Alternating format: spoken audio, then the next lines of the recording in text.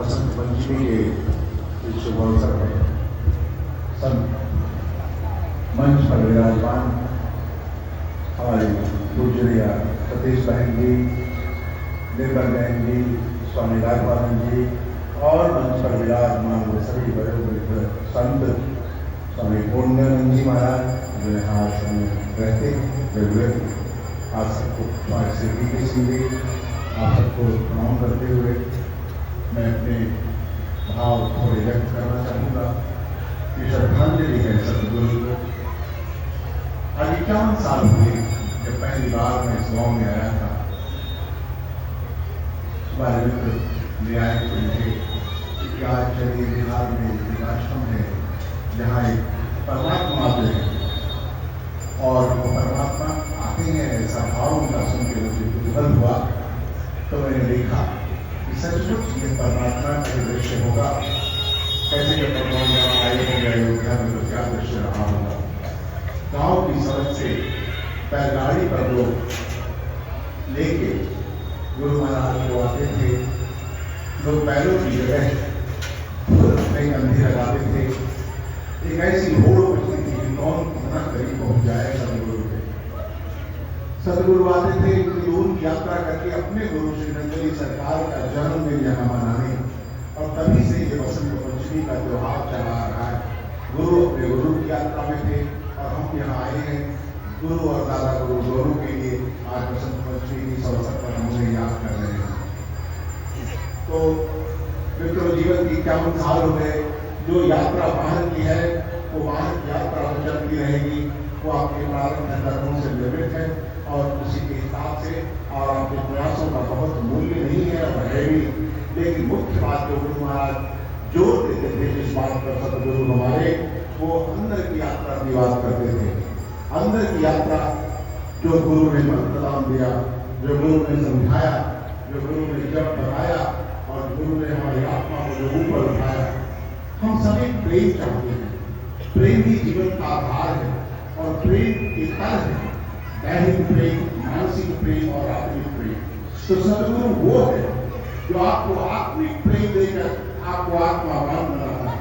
आपकी सोई हुई आत्मा, जन्मों जन्मों की सोई हुई आत्मा को अपने प्रेम की चिंगारी से उसमें लपट लगा देता है। वरना सारी दुनिया घूमने के बाद या फिनलैंड सब जगह का दृश्य देखने के बाद वो कौन सी चीज थी जो मैं 6 घंटे और 7 घंटे या 15 घंटे या 2, 4, 10 दिन 7 दिन भी नहीं रहा होगा गुरु महाराज के साथ। और ये हमारे महात्मागण जिन्होंने रात्रि सेवा की वो इस बात को जानते हैं। लेकिन ये जो आग लगी, ये आग लग जाती है जिसको जो आत्मा और सदगुरु होते हैं उनके सानिध्य में बैठने से आप अंदर से बदलते लगते हैं। और ये बदलाव और उसी बदलाव के लिए आप यहाँ आए हैं अपने घर गृहस्थी और तमाम चिंताओं और परेशानियों को छोड़ के, इससे आप थोड़े समय आप चेतना की उस मुक्तता का अनुभव कर सकें और उसमें डूब सकें, क्योंकि वो इतना प्यारा है, इतना सरस है कि एक बार वो लग जाएगा तो छूटे नहीं छूटेगा। और इसीलिए हम बार बार आते हैं, धक्के भी खाते हैं, दुख भी उठाते हैं, फिर उन पर सदगुरु सहारा देते हैं, भागते हैं। जैसे कि कहते हैं महात्मा लोग बाहर बाहर खाते अंदर से अंदर, बाहर बाहर खाते अंदर से संभाल। कभी चोट भी लगती है, गिरते भी है, रोते भी है, टूटते भी है, लेकिन वो फिर संभालता है। क्या घबराओ मत, आगे चलो, ये तो बाहरी बातें हैं, ये सबका मूल्य नहीं है। जिस दिन तेरा परिचय उत्साह प्रेम से हो जाएगा तो धन्य हो जाएगा, आत्मावान विष्णु बन जाएगा, मारा हो जाएगा। उस संपदा को देने के लिए सदगुरु ही आते हैं। वो संपदा कहीं दुनिया में किसी नेता, किसी वर्ण, किसी धर्म से नहीं मिलती। वो संपदा हमारी है, निजी है, जिसके साथ हम इस जगत को छोड़ेंगे तो हमारे रिश्ते नाते जितने भी हमारे हैं सब छूट जाएंगे और जो बचेंगे तो हमारी वो आत्मा ही हमें अपनी यात्रा की तरफ ले जाएगी। उसका जितना विकास हम करने, प्रभु के चरणों में बैठे उनकी वंदना करके, उनकी अर्चना करके, उनसे मांग के पुकारे, हे मालिक अब समय आ रहा है, जीवन छूट रहा है, ये शरीर नष्ट हो जाएगा, फिर हम क्या लेके जाएंगे? वह दे दो मुझे, वो दे दो मुझे, इसकी चाह इससे मिलने के बाद भर जाऊं मैं। मेरी आकांक्षाएं, मेरी इच्छाएं, मेरी वासनाएं वो सब धीरे धीरे विरोधी हो जाए। वासनाएं जरूरी है जगत के काम के लिए, लेकिन मैं जिस वासना की बात कह रहा हूँ वो वासना है परमात्मा को पाना, ये वासना है। लेकिन वो पाने का रास्ता परमात्मा ने दिया हमें प्रेम का और भक्ति का, गान का, गीत का, संगीत का। और आज का दिन पूजनीय निर्मल जी यहाँ हैं, शायद नहीं है, जो यहाँ पे हैं, राघवन जी हैं, बहन जी हैं। अभी ये सारे शरीर का धीरे धीरे मैंने सबको देखा है, जैसे लगता है कि जीवन धीरे धीरे अपने किनारों की ओर बढ़ रहा है। और मैं भी यहाँ आया हूँ, हिमालय सतगुरु, हम तो जानते नहीं आपको, पहचानते नहीं आपको, मैं तो सिर्फ प्रार्थनाएं ही कर सकता हूँ। मैंने डॉक्टरी किया, यूरोप में रहा, इंग्लैंड में रहा, जहाँ भी रहा, बहुत तरह तरह के जीवन दिए, लेकिन जो शाश्वत है वो सत्य है, वो सत्य आपको खींचेगा ही। एक बार से छूट गया। गुरु महाराज कहते थे उस समय जब मैं चलता था और एक पत्थर भी हाथ में लूं तो नाच जाए, ऐसा प्रेम से भरा हुआ व्यक्तित्व बना हुआ, प्रेम की मूर्ति थे वो। हर व्यक्तित्व की अलग अलग जो परमात्मा बनता है मनुष्य, हम सब परमात्मा ही तो है। हमारा विकास हो जाए, अपने स्वभाव में हम गिर जाए, लेकिन कोई कहने की बात है। गुरु सहारा देते थे, संभालते थे, लेकिन यात्रा इतनी आसान नहीं है। लेकिन धीरे धीरे संभाल अनेक जन्म में तो है, कई जन्मों से हम चले आ रहे हैं। एक बार छत पर कुछ लोग गीत गा रहे थे, गुरु महाराज छत पर बैठे थे, किसी ने गीत गाया नीचे और बड़े भावपूर्ण से गाया, ताली ताली ताली है गुरुवर। और महाराज विह्वल हो गए और उनके आगे कमरे से बाहर कहा, बंद करो ये गाना, कौन करना चाहता है तुमने से, है कोई तैयार? मैं तो बंगाल से लेकर के कश्मीर तक खोज रहा हूँ, कोई तो मिले ऐसा करने को तैयार हो, कौन करना चाहता है? मुझे भाव बना दिया ऐसे गीत गाने, उन्होंने पाया, वो पाया तो देने वाले पात्र बोल रहे हैं हम सब इस यात्रा में। और धन्य है हमारे महात्मा, धन्य है हमारी स्त्री बहन, धन्य है हमारी सन्यासी बहनें और ये लोग जिन्होंने साहस किया और उस यात्रा में निकल गए।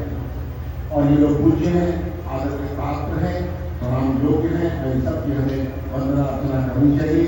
आज इस वसंत के अवसर पर हम बिहार के सुदूर गांवों से, घरों से आए हैं भगवान को याद करने, उस प्रेम में डूबने और प्रेम की आराधना करने, ताकि हमको भी माइक करने वाले take me into that deep love of your feelings and emotions और हमें आपका भगवान बनाओ। आज हर्ष का एक और विषय है मित्रों, वो बताना चाहूंगा मैं, यही विशेष है इस दरबार के हमारे मित्र और हमारे गुरु भाई जिन्होंने आनंद सेवा किया इस मंदिर में, शरीर डरा डरा अपना उन्होंने मैं यही सेवा किया, बल्कि बिहार के रिमोट भाव अभावग्रस्त गांव में गुरु महाराज जी के नाम की धुंध भी जिन्होंने बना दिया, अपने शरीर की रत्ती भर प्रवाह देती स्वामी पूर्णानंद जी तकरीबन आज मृत्यु के मुंह में जा चुके थे, लेकिन बोलिए नंदनी सरकार की खींच के माने बाहर आएंगे, सरकार खींच के लाए बाहर को और आज उन्हें जीवन दान मिला है। और कल वो जा रहे हैं लौट के पुनः अपने आश्रम। मैं वहां गया था और मैंने देखा रात में हाथ रह गया और किडनी के मरीज है, शरीर खत्म हो चुका है उनका, आशा की उम्मीद नहीं थी, लेकिन पता नहीं क्या चमत्कार हुआ।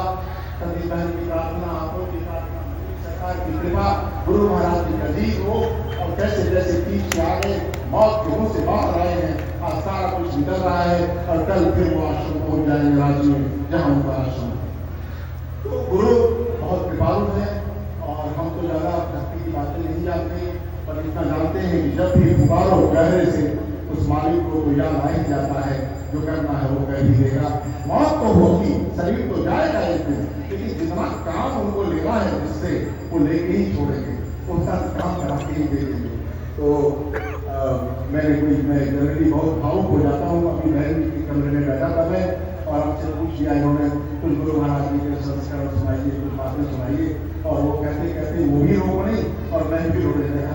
जब मैं पढ़ता था तब कभी भाग के गया था उनसे मिलने के लिए और कोई पता नहीं कैसे जाऊँ, मेडिकल कॉलेज में पढ़ता था और वहाँ से भाग के चला गया। जो आज दिल्ली में है वहाँ पहुँचा तो बात दिल्ली में नहीं है, वो नैनीताल में, और नैनीताल पहुँचते बुरा लगा, मैंने टिकट कटाया, पैसा खत्म, अब कोई रास्ता नहीं था, क्या खाऊंगा क्या पीऊंगा, बस में चढ़ गया और बस में भूख लगी लोगों की, सज्जन आए बत्ता लेने के लिए, खाइए मैं वहाँ